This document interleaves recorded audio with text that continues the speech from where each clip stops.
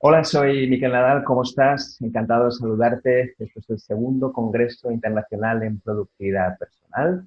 Y hoy la entrevista va a ser en inglés, porque tenemos un candidato fantástico y me gustaría que pudieras escuchar sus tips sobre cómo se organiza el CEO de Trello y uno de los fundadores de la aplicación más conocida, Trello. Pues dicho esto, vamos a empezar. Okay, this is Mikel Nadal. I would like to welcome you to the second International Summit on Personal Productivity. We are delighted to have more than 35 thought leaders with us. They will share their experience on how to become more productive in a fast-paced world. Having said that, today I'm so honored to have Michael Pryor with us. Hi, Michael. How are you doing? Hello. Hi. Well, I don't know if there's still some people that probably they don't know who is Michael. Michael is easily known because he's one of the founders, well, he's the founder of Trello, and is one of the most known project management applications worldwide. Yes, so also used by so many Spanish-speaking users. I'm also a Trello user, so I'm in love with that application. So this is fantastic. And today we're going to speak about how Michael organizes himself in the daily life. Yeah, so basically there are many things that probably Michael is doing. So the idea for today is to explain what kind of things is Michael doing in order to organize himself. So having said that, the idea is to start the interview. This is going to be only the introduction. So let's go to the questions. Okay. So the first question that for me is so important. It's the following. Yeah, it's from your perspective, Michael, what do you think that time management means today? Because as you know, time management has been evolving for so many years. Now it means something completely different. What's your definition of time management? What do you think that it is time management?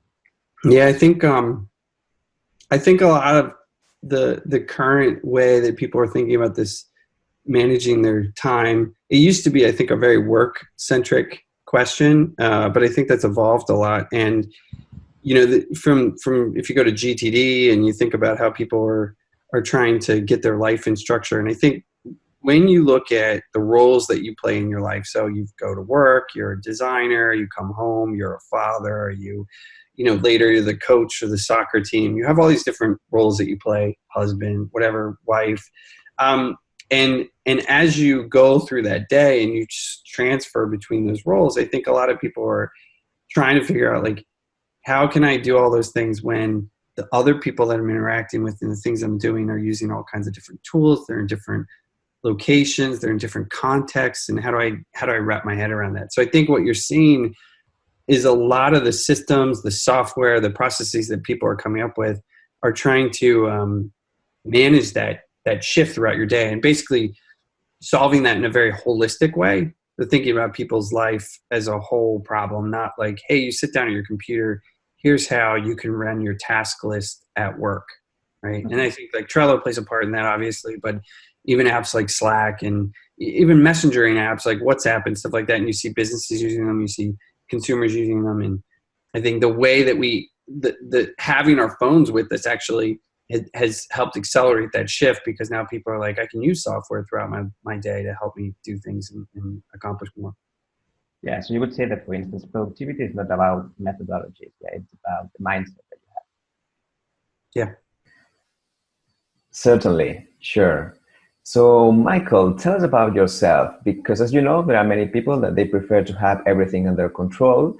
And for instance, there are people that they prefer to be spontaneous. So, in your case, as the founder of Trello, what do you prefer?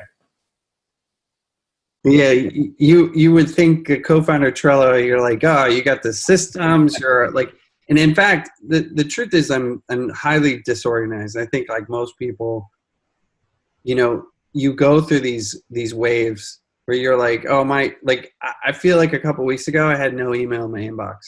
Now I've got probably 1,000, and it's like trying to go to the gym. You get these like stretches, and you'll go and you'll go and you'll go, and then something will knock you off. You get sick, you go on a vacation or whatever.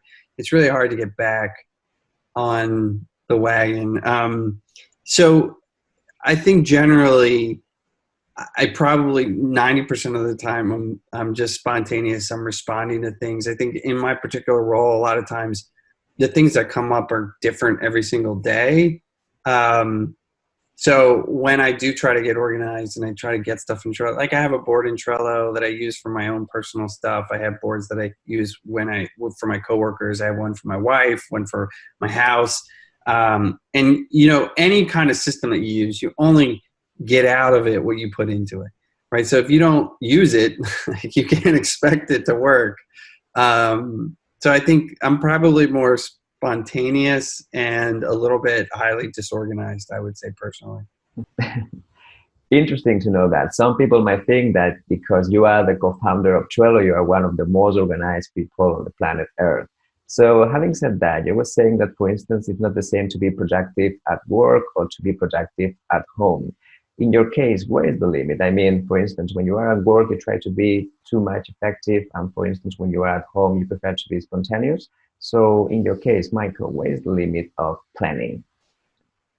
Yeah, I mean, I think that's sort of the aspirational goal of trying to get rid of anxiety, right? Like I think a lot of what we're doing, like if you think about the GTD method and you think about like a lot of what we've been training people to do is if you try to keep all this stuff in your brain, it's going to cause you anxiety because you can't, at some point, you just can't keep it there. You can't keep status stuff. We look at email when people are trying to manage projects in email and like stay on top of stuff. It's not the format for it. It's a communication medium. It's not a task management medium. It's not an organization medium. So part of what you're trying to do for people is reduce anxiety. And certain things I think are meant to be spontaneous. Like if you push that to the extreme, certain people's personality, you'd be like, oh, I'm going to throw a party with a couple friends. And it's like, some people will be like, yeah, I'm going to make a Trello board for that and like get organized and stuff like that. And other people are like, I'm just having people over to watch a movie. Like, I don't, like this sort of plan ahead and trying to manage that spontaneity and complexity of a particular project. I think you have to figure out like, where does it fit? Is this really worth it? And even with the stuff that that our project, I think the question to ask yourself, like, am I anxious about this? And is my anxiety because I'm not on top of what's going on? Am I not on the same page as other people? I'm asking for status reports. I'm asking to be updated. And that's when you kind of like can hone in like, hey, this email thread is getting really long or it's causing me anxiety. And it's like, maybe this is not the right tool to use to get that done. Yeah. Good call, right. So Michael, let me ask you an interesting question, and this is about hustle. As you know, there are people that they are living under pressure all the time. And for instance, there are so many people that, for instance, they prefer to live quietly and in a more relaxed way. So in your case, what do you think about hustle? Do you think that it's something that we have created in our minds, or it's something that it's for real? What's your perspective about that? There's this concept of flow, right? It's this word that we use to sort of describe when things are just working, when you feel like engaged and you feel on top of things. And it's a very subjective kind of state of being. And I think a lot what we try to do when we think about time management or productivity or all those things that we talk about, we're really trying to break down the science of what helps us get into flow and what knocks us out of flow. And some of it is definitely just personality. Like some of it you can't even control. I was talking to somebody the other day and I was saying, I feel like I'm in the flow right now, even though there's lots of crazy things are happening. I'm dealing with all these things. It's not a summation of all that. And he said, yeah, he's like, crazy stuff's happening to me too, but tomorrow I'm going on a vacation to Iceland. And I'm so excited about the vacation. He's like, it doesn't matter what got thrown at me right now. I'd feel like it's like everything's great because I can see the future. I know what I'm doing next. I know what, I'm looking forward to. And so I think like a lot of the times external things in our own personality and our own brain can play a part in whether we feel in the flow or not. But some of that is just sort of, that's where you see where people are like, what are your productivity tips? And people are like, drink more water or get exercise. And it's sort of like, it's not related to being productive. It's about trying to keep your body and your mind in a state so that you don't fight yourself, right? And like sort of bring yourself out of flow because of the anxiety. Right. I think that the concept of flow is so interesting to become more productive, and is also related to well-being. So in your case, Michael, and let's talk about getting things done. So if you have to decide which tasks to do first, what's your criteria? Are you using any specific criteria in order to decide what kind of tasks you should do first? I don't know if this is advice or this is just an answer. I wouldn't take this as advice because I think, like, if you go back to the question about spontaneous or being, disciplined, for me, what I do first is it's a little bit interrupt driven. So I'll like check, like, the things that are at the top of my email box get, first priority, which isn't necessarily the right thing. The latest DM direct message that I get in my chat app will, like, sort of take precedence. And a lot of what I do is I feel like the way that I go throughout the day is a little bit of reactionary and, kind of like looking at what's happening and trying to find the most recent thing instead of the most important thing, which I think is probably a struggle or a way that most people deal with things. And then we get frustrated because we're like, well, the important stuff that's going to take me longer and I need to be in the flow and I need to, it's harder to get into those things. So I think I struggle like everyone else does with putting the most important things first. Because in your case, Michael, when do you have more energy? It's during the morning, in the evening, in the afternoon, at night? Yeah, in the morning. In the morning, definitely. Yeah, which is weird. It's not earlier when I was younger. It was definitely not in the morning. But since I had kids, okay. It's just, and I don't know if I've gotten older. I got kids, but it's like I love getting up in the morning. Like no one else is up. It's like it's great. It's the perfect time for me. It took a couple of years of the kids coming in at 5 a.m. and getting no sleep, and then eventually I just started going to bed early and getting up early, and that was it. Exactly. And if we are talking about productivity, probably we are talking about distractions. So in your case, what are Michael Pryor's main distractions? So what causes you to waste time? Over the past, yeah, so it's sort of changed. I think it changes over time, but over the past 2 years, the biggest distraction for me is, I would say, politics in the U.S. and following that. So like reading the news, Twitter, all the things related to all the things that are going on in the political arena in the United States. And, I've done things to try to sort of limit how much I read, and it sucks me in. Like it's the biggest time sink. So I like have set my phone, like actually now with iOS 12, you can set time limits on apps. So like that's a real big lifesaver for me. But like I deleted Facebook from my phone. I deleted Twitter. Then I put Twitter back because I and so it's a little bit of like consumption of news and politics and just reading that and consuming. It's not even like writing it, it's just reading it. I think that's the biggest distraction for me. And over the past 2 years, probably like the biggest waste of time in a sense. Certainly being educated about what's going on is important, but I think to the extent that I'm overeducated on these topics at this point. And how do you deal with them? Or what have you tried so far? One thing, I deleted Facebook from my phone, which helps because now I just check it when I'm on my desktop and stuff. I don't get the notifications. Like I set the time limits in iOS for Twitter. I set my news app on my phone to not download news when I'm on cell service. So I can't, there's a way to like have cellular data on or off for different apps. So if I try to run the news app and I'm not on Wi-Fi, it won't load. And it's just these little things that like kind of, and it's funny how many times I'll try to read it and it'll be like, can't load right now. And I'm like, oh, right. And so I just put in some things that help to guard me from, and I still manage to work around them, but less so. I think a lot less so than I used to. By the way, how do you use Trello notifications? Because I guess that you as a team are using Trello all the time. And you get lots of notifications that some of them are useful, some of them are not. So how do you deal with them? Because I spend a lot of time in Trello, so I don't have the email notification turned on. So like it doesn't send me an email. Because I know that I'm going to go to the app and I can just read them when I get there. So for me, I go there. But I also watch way too many things. which isn't really Trello's fault. It's sort of just that over time I've kind of collected things like boards that I watch and stuff. And so what happens is my notification feed ends up being pretty overloaded right now. Some things I found recently, which is if you go into the notifications, we added this little, what I call the meatball menu. It's a ... It's kind of doesn't tell you what it's used for, so most people don't use it. But if you're looking at a notification, you're like, why am I getting this? This is noise. Like I'm getting notifications from this board. If you click that little ... menu in the web, you can stop watching whatever it is you're watching that generated that notification. Because obviously, like if somebody mentions you, you want to see that. And on the iOS app, you can switch between like mentions and all notifications.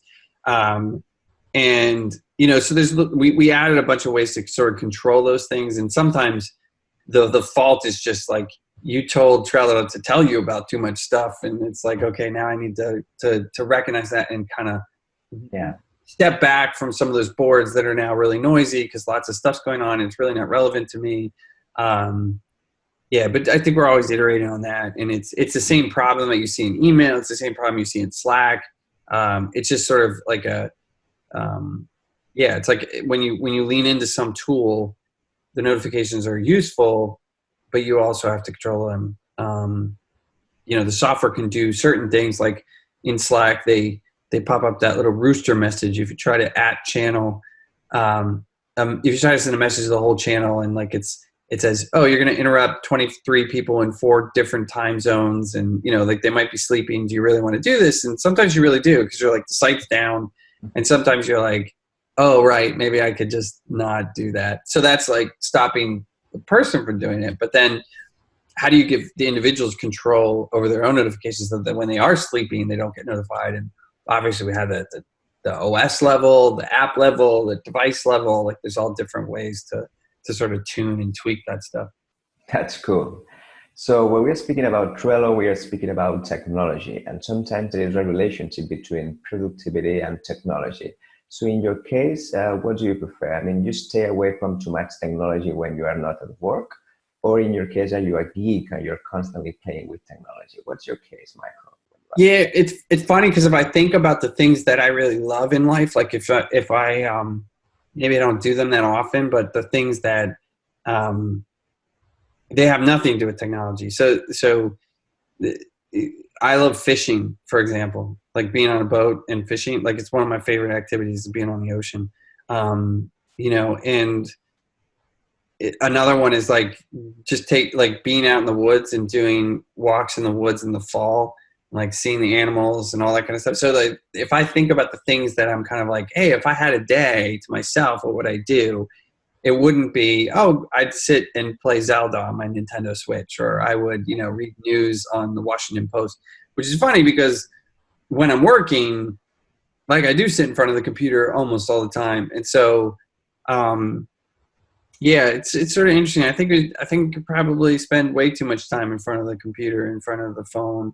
And you, as a parent, you think about that a lot because you see your kids doing the same thing. And you're like, oh, why are you on your iPad? And you're like, as you pull out your phone to check, the Twitter or stock ticker or whatever it is. And you're like, oh, right. Because that's what we all do. And then again, the phones are amazing. They connect us in all these crazy ways that we were never connected before. So, It's so interesting what you're saying. So you prefer to be out of technology when you are at home, when you are with your kids, or when you have some personal activities.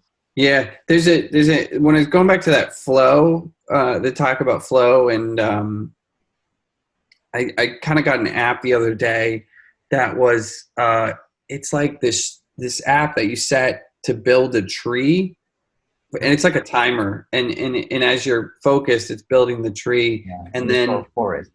Yes. Yeah. And forest. And the interesting thing is they have this like group version where you can like all like put your phones down and like kind of grow the tree together. And I realized like this is in a couple of years when my kids are a little bit older and they have phones and stuff like that. I'm like, this is how we're gonna have to do dinner, or like, you know what I mean? Like in order for us to like talk, because everyone will just be like catching the Pokemon, or whatever it is. And it was just funny. So how are you coping with technology changes with your kids? Yeah, before we used to tell them like no iPad in the morning and stuff, but then again, if they can use the iPad when they get up, they leave us alone so we can sleep in. So it's sort of like this, and I took YouTube off of their computers because the crazy videos that you would get recommended to kids in YouTube is just really weird. So they watch things like, How It's Made, which is a show about like just making things. It's like educational, right? Like there's things like, old Mr. Rogers, or even fun stuff like Yo Gabba Gabba or Wild Kratts, which is like a nature show. So we just try to like steer more into the science and like learn about the world and those kinds of shows. Storybots is another one on Netflix. So Right. Good call. So we are getting closer to the end of the interview, and I would like to ask you, Michael, if you can tell us your 3 favorite habits in order to be more effective, and why did you choose them? Yeah, so the Forest app that I downloaded, I haven't really started using it, but thinking about flow and some of the stuff we talked about on our blog, on the Trello blog, about the Pomodoro technique, and this idea that like if you chunk up your day and sort of recognize that you need a break and kind of set guardrails, it's like 25 minutes of work, 5 minutes of rest, and kind of like put sort of understand how much time you're taking to goof off and how much time you're taking to really dedicate to a thing. I think that there's a lot of value in that, whether you do it with, an app, or you sort of block off your calendar or whatever it is, but just sort of like try to group together like make space for reading the news, but then just put time limits on it. Right. And then when you're working, when you're not working, you're not. And just like, even if it's like crazy, like even if you're like 70% of the time I'm taking breaks and 30% I'm working, it's almost better to just do it and stay true to it. So that's one. And then in that vein, there's this quote attributed to Mark Twain. Mark Twain did not actually say it, but it kind of goes something like this. It's kind of like, if you eat a frog in the morning when you wake up, then that's the worst. Then that's the worst thing that's going to happen to you all day long. And the idea is like, if you get over the hardest thing in the morning, then you can kind of coast the rest of the day. So it's like, just force yourself to like address the most difficult thing and like be honest with yourself and like do that first. And because then once you do it and you're on the other side, you can kind of like, it's okay if you waste the rest of the day or something like that. So it's sort of like that. Otherwise, you end up in this pattern where you do the easy stuff and you just keep doing the easy stuff and keep doing the easy stuff. And then a day goes by, another day goes by, you never get into the hard stuff. And that's, going back to flow, Pomodoro, it all kind of runs together. The last thing is also sort of related to that, which goes back to GTD, which is write it down and then break it down. And the idea is that all that stuff that's in your head, and you'll run through some task and you'll be like, well, I have to get the bushes replanted out front. Oh, well, in order to do that, I have to call the nursery guy. But if the guy from the nursery is going to come over, I have to be home. And so I have to pick a date. And like, you keep coming up with excuses or more tasks. And the idea is if you start writing it down, and like I use Trello to do this, you could use a piece of paper or whatever, it doesn't matter. But you just put it down and then you're like, okay, what's blocking that thing? Oh, I have to do this other thing. Okay, well, add that as a checklist. And so then the idea is that if you have a big task, it will always seem so big that you'll never be able to make progress on it. So if you just break it down, even into the smallest, tiniest bit, if you make even like writing it down is part of accomplishing the task. The next is, okay, let me just pick up the phone and call the nursery. Like you don't even have to do it that day. Just say, hey, when can you come out? And you're making forward progress on that thing. And so it's just sort of this idea of don't leave big things as big things, break them down, write them down. So exactly. So thank you so much for sharing these 3 tips. I hope that the audience will use them at home, at work, or wherever they may be. So now let me ask you one question, because you were talking about the frog. Have you identified what's going to be the frog for tomorrow? What was that? Oh, what my frog is for tomorrow? Yeah, I don't know. You will know it for sure tomorrow, yeah? No worries. So let me ask you one final question, and this is about Trello, because Trello is an application that can be used for work-related purposes or personal related purposes. So in your case, how do you find the right balance between your professional and personal areas, and how Trello helps you in order to reach this goal? Yeah, I think it's Trello is supposed to be really flexible, and so like it fits certain kinds of tasks. A lot of times I think like certainly in our there's one way where you're using Trello by yourself, so you have a board, you're the only person on it. It's okay for that. It's not really designed for that use case. But if you use it for interacting with other people in your personal life, so say your spouse or your family, or you got Christmas coming up and you're trying to manage gifts for your kids and your grandparents, and like you don't want people buying the same gifts. So like this kind of organization need that you have all throughout your life, it works great for that because anybody can pick it up. And then also we have 80-90% of the way that people use Trello is obviously at work, and they're working on a team and they're trying to organize some kind of task at work. So I think like there's stuff about Trello that sort of lets you use it in all these different contexts and doesn't feel like enterprise software. It doesn't feel like work software. It kind of feels fun and enjoyable because it lets you build a process that maps to the way you think about the problem, instead of saying, here's a defined process, you fit your process to that, which was never going to work in your personal life. Sometimes you can do that at work. You're like, oh, we're a sales team. Let's adopt to the way that Salesforce thinks about the sales process, and we'll do that. Or we're a development team. Let's like do the agile method and like work that way. But I think, there's this huge class of problems across work and in a big way across your personal life that just don't fit any given style of organization. And that's where Trello can fill in all those gaps. Exactly. You can use Trello as you like. The idea is that you can plan your vacation for next year, or you can manage a complex project with more than 300 people. That's so interesting. So this is the end of the interview. Thank you, Tones, Michael, for your time and for all the things you share with us.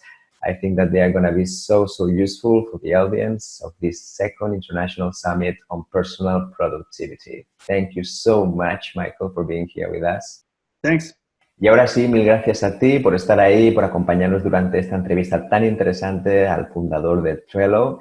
Y sobre todo me encantaría decirte que, como bien sabes, encontrarás muchas más entrevistas, un total de más de 35 entrevistas a los mejores profesionales en productividad y otras personas que nos explicarán sus casos prácticos sobre cómo ser más productivos en un mundo acelerado. Dicho esto, encontrarás toda la información de Michael Pryor en su página también y podrás ver las actividades que él hace en Trello. Dicho esto, nada, un abrazo fuertísimo y nos vemos en la próxima entrevista. Hasta la próxima. Chao.